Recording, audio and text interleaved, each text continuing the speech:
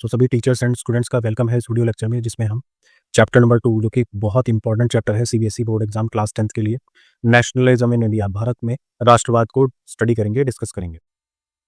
भारत में राष्ट्रवाद, इस चैप्टर को हम up to the starting of non cooperation movement discuss करने वाले हैं। यहाँ जो हमारा लास्ट टॉपिक होगा वो होगा जलियांवाला बाग। इसके बाद non cooperation movement, civil disobedience movement, the sense of collective belonging, वो ऑलरेडी हम कुछ वीडियोस में कंप्लीट कर चुके हैं, जिसको आप इस चैनल पर जाकर देख सकते हैं, इजीली आपको वीडियोस मिल जाएंगे। So let us start the chapter nationalism in India. So first of all we need to understand the definition of nationalism. राष्ट्रवाद होता क्या है, राष्ट्रवाद का मतलब क्या है?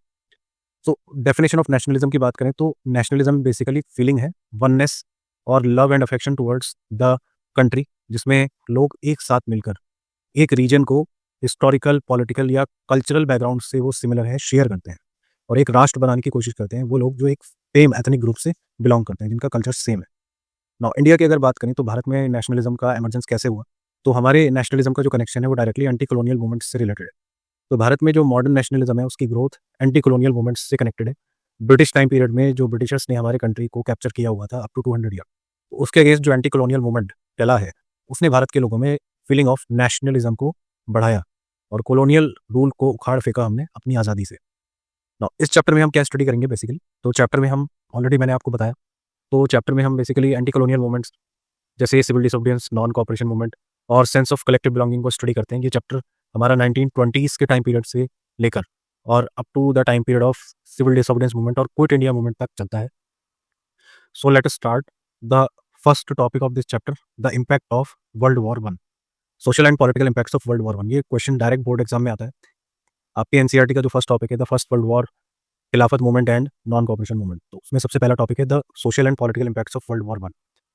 वर्ल्ड वॉर वन का जो इम्पैक्ट है, वर्ल्ड वॉर वन के होने की वजह से भारत के नेशनलिज्म पर उसका या भारत की सोसाइटी पर उसका क्या इम्पैक्ट हुआ, ये सबसे पहले हम समझते हैं।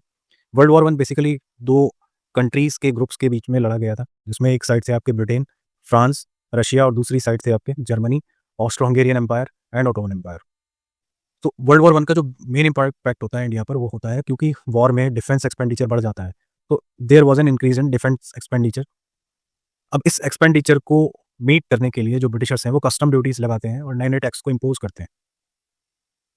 नेक्स्ट जो इम्पैक्ट होता है वो होता है there was an enormous increase in the prices. So prices increased up to double between 1913 and 1918, जिसकी वजह से जो कॉमन पीपल है उसके लिए बहुत मुश्किल हो जाती है, एक हार्डशिप वाली कंडीशन जनरेट हो जाती है अपनी लिवलीहुड को मेंटेन करना। तो during the war Britishers forced recruitment करते हैं रूरल एरियाज में, और एक बहुत इंपॉर्टेंट टॉपिक इसमें आपको ये भी लर्न करना है कि क्रॉप फेलियर होता है, जिसकी वजह से फूड शॉर्टेजेस होते हैं। 1918 टू 1921 में भारत में बहुत ज़्यादा क्रॉप फेलियर होते हैं, जिससे एक्यूट फूड शॉर्टेज हो जाती है और हमारी पॉपुलेशन को सफिशिएंट अमाउंट ऑफ फूड नहीं मिल पाता। नेक्स्ट जो ड्रॉबैक है वो होता है इस टाइम पीरियड में famine and epidemic.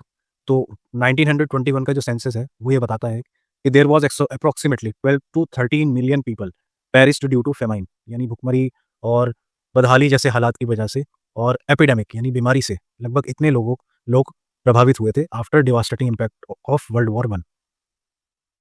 Now next topic जो आपको इस चैप्टर में स्टडी करना है वो है जब महात्मा गांधी इंडिया आते हैं फ्रॉम साउथ अफ्रीका। तो साउथ अफ्रीका में अपने कॉन्सेप्ट ऑफ स्वराज को अप्लाई करने के बाद 9 जनवरी 1915 को महात्मा गांधी भारत आते हैं।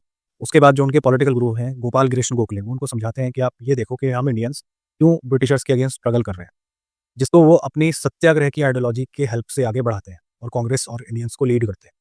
तो नेक्स्ट जो इंपॉर्टेंट टॉपिक है आपका वो है कॉन्सेप्ट ऑफ सत्याग्रह को समझना। इस पर बेस्ड सीबीएसई में प्रीवियस ईयर में बहुत सारे क्वेश्चन आए हैं, तो हम समझते हैं सबसे पहले व्हाट इज सत्याग्रह। सत्याग्रह एक प्रिंसिपल है जो महात्मा गांधी ने दिया था, सत्य के लिए आग्रह करना, जिसमें एम्फेसाइज किया जाता है, जोर डाला जाता है द पोटेंसी यानी ऑफ ट्रूथ, यानी सच की ताकत पर, और नेसेसिटी ऑफ सीकिंग इट, और इसे जानना समझना और इसे अपनाना। इसका जो मेन पर्सपेक्टिव है सत्याग्रह का, उसमें ये सिस्टम है कि हम जो इनजस्टिस है, जो अन्याय है, उसके खिलाफ स्ट्रगल करेंगे, बट फिजिकल फोर्स का यूज नहीं होगा। इंस्टेड जो सत्याग्रही है वो नॉन वायलेंस का यूज करेगा, अपील्स करेगा टू द ऑपरेसर, और उसके खिलाफ स्ट्रगल करेगा, आंदोलन करेगा, यानी दमनकारी के खिलाफ स्ट्रगल और आंदोलन करेगा, by demonstrating that moral strength can trump over brutal force, यानी अत्याचार के खिलाफ मॉरल स्ट्रेंथ, अहिंसा भी गालिब आ सकती है, अहिंसा से जंग जीती जा सकती है। अब इसके 3 एग्जाम्पल्स हैं महात्मा गांधी के सत्याग्रह के। सबसे पहला है चंपारण सत्याग्रह, फिर होता है खेड़ा सत्याग्रह, फिर उसके बाद अहमदाबाद मिल स्ट्राइक। तो ये 3 इंपॉर्टेंट मूवमेंट हैं जो लोकल एरियाज़ में होते हैं, जो गांधी जी को इंडिया में एक प्रोमिनेंट लीडर के तौर पर पेश करते हैं।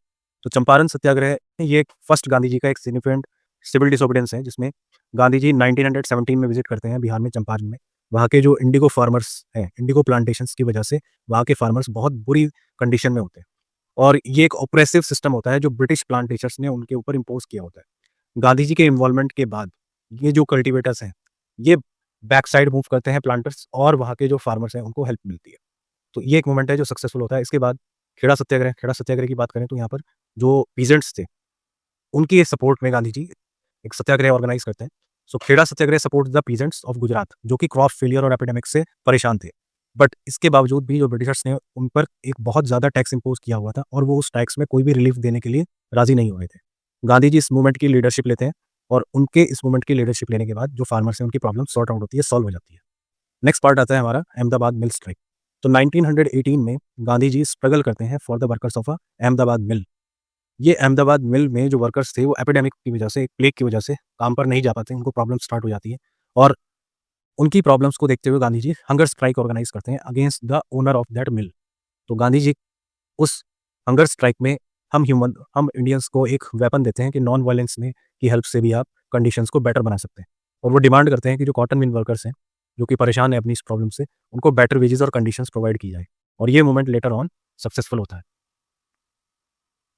Now let us discuss the next important topic, जिसमें हम रॉलेट एक्ट के बारे में समझेंगे।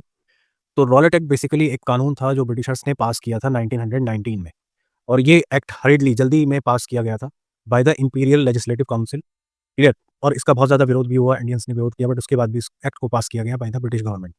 इस एक्ट के पास होने के बाद ब्रिटिशर्स जो लॉ मेकर्स थे और जो ब्रिटिशर्स एग्जीक्यूटिव्स थे, उनको ये पावर मिल गई कि वो किसी भी पर्सन को डिटेन कर सकते हैं और उसे अप टू 2 ईयर्स जेल में रख सकते हैं विदाउट एनी ट्रायल। इस एक्ट को ब्लैक एक्ट के नाम से भी जाना जाता है और एक रिप्रेसिव नेचर का एक्ट बनाया गया था। अब गांधी जी इसके अगेंस्ट एक सत्याग्रह लॉन्च करते हैं 6 अप्रैल 1919 में। महात्मा गांधी इनिशिएट करते हैं सत्याग्रह अगेंस्ट द रॉलेट एक्ट और एक फर्स्ट सिग्निफिकेंट लीडरशिप रोल में वो खुद को प्रेजेंट करते हैं in front of the all people living in our country. ये एक नॉन वायलेंट रेजिस्टेंस था जिसका मेन एम था प्रोटेस्ट करना इस अनलॉफुल एक्ट के अगेंस्ट, जो कि रॉलेट एक्ट ब्रिटिशर्स ने फॉर्म किया था, बनाया था। नाउ इंडियंस का रिस्पॉन्स अगेंस्ट रॉलेट एक्ट कैसा होता है, यानी भारतीय कैसे रिस्पॉन्ड करते हैं रॉलेट के अगेंस्ट। तो इंडियंस रैलीज ऑर्गेनाइज करते हैं, वर्कर्स स्ट्राइक पर चले जाते हैं रेलवे वर्कशॉप्स में और बहुत सारे शॉप्स को प्रोटेस्ट की वजह से क्लोज कर दिया जाता है। अब ये जो कलेक्टिव एक्शन था जो इंडियंस डेमोस्ट्रेट कर रहे थे डिसकंटेंट का against the measures of Britishers, तो ब्रिटिशर्स इसके अगेंस्ट एक ऑपरेसिव मेजर्स लेते हैं।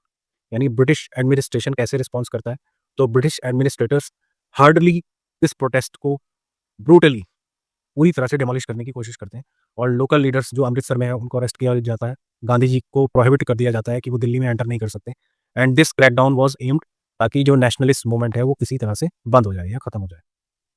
अब इसके साथ एक दुर्घटना होती है, एक इंसिडेंट होता है वायलेंस अमृतसर में। 10 अप्रैल 1919 को पुलिस अमृतसर में ओपन फायर करती है, लोगों पर गोलियां चला देती है पीसफुल प्रोटेस्ट पर। वो लोग पीसफुली प्रोटेस्ट कर रहे थे और इससे एक वाइड स्प्रेड वायलेंस क्रिएट हो जाता है, igniting a wide spread violence across the city. अब ये जो ट्रैजिक इवेंट है वो ट्रिगर कर देता है attacks on banks, post office and railway station पर। तो लोग फ्रस्ट्रेट हो जाते हैं और फ्रस्ट्रेशन में थोड़ा वायलेंस जनरेट हो जाता है, यही ब्रिटिशर्स चाहते थे। इसके बाद जो कमान है अमृतसर सिटी की, वो एक पर्सन है जो हिस्ट्री में बहुत बुरे नाम से फेमस है, जिनका नाम है जनरल डायर। तो इंडियन हिस्ट्री में ये एक पर्सन है, इसको द बुचर ऑफ अमृतसर भी कहा जाता है। इनको कमान दी जाती है अमृतसर की और मार्शल लॉ लगा दिया जाता है उस सिटी में। This mark the significant escalation in British response to Indian protest. और मार्शल लॉ लगाने पर वहाँ मोर देन 5 पीपल को एक साथ जमा होने की परमिशन नहीं होती। अब इसके बाद जो नेक्स्ट टॉपिक हमें स्टडी करना है वो the infamous event of Jallianwala Bagh है। तो जलियांवाला बाग की जो ट्रेजेडी है उसमें होता यह है कि जलियांवाला बाग एक एरिया है, एक ओपन ग्राउंड है, जहाँ पर बहुत ज़्यादा अमाउंट में लोग जमा होते हैं, एकोमोडेट होते हैं for the celebration of Baisakhi. But बहुत सारे लोग जो वहाँ आते हैं, many individuals have come to protest against the government. वो गवर्नमेंट के अगेंस्ट प्रोटेस्ट करने आते हैं, लेकिन बाकी लोग वहाँ पर बैसाखी का फेस्टिवल सेलिब्रेट करने आए थे। उन्हें नहीं पता था कि यहाँ पर प्रोटेस्ट भी ऑर्गेनाइज होगा। अब क्योंकि अमृतसर में मार्शल लॉ इम्पोज किया गया था, तो बीइंग आउटसाइड जो विलेजर्स थे, जो दूसरे गांव से आए थे, वो अनअवेयर थे, इसके बारे में जानते नहीं थे। जनरल डायर उस ग्राउंड में पहुंचते हैं, उनको इन्फॉर्म किया जाता है, जनरल डायर को इन्फॉर्मेशन मिलती है और वो ग्राउंड में आता है और बिना किसी वार्निंग के, क्योंकि उस ग्राउंड से एग्जिट होने और एंट्री के लिए सिर्फ एक ही ओपनिंग थी, एक ही जगह थी, तो लोग वहाँ फंस कर रह जाते हैं और वो ब्रूटली उन पर ओपन फायर्ड अटैक करता है, जिसकी वजह से बहुत सारे लोग मारे जाते हैं। हिज ऑब्जेक्ट वॉज, उसका जो मॉरल था वो ये था कि he declare later that to produce a moral effect to create the minds of satyagrahis feeling of terror and awe. तो सत्याग्रहीज के माइंड में टेरर भर देना, ये उसका मेन ऑब्जेक्टिव था। इसके बाद एक तहकीकात कमेटी भी बनाई जाती है, दूसरी कमिटीज बनती हैं, बट ब्रिटिशर्स जनरल डायर को रिलीज कर देते हैं, छोड़ देते हैं। तो that was an unlawful act from the Britishers side. अब इस वीडियो लेक्चर में हमने समझा the infamous incident of Jallianwala Bagh, the black act, Rowlatt act, India में नेशनलिज्म का रीजन क्या है, anti colonial movement, the events of world war one, the impact of political and social impacts of world war one.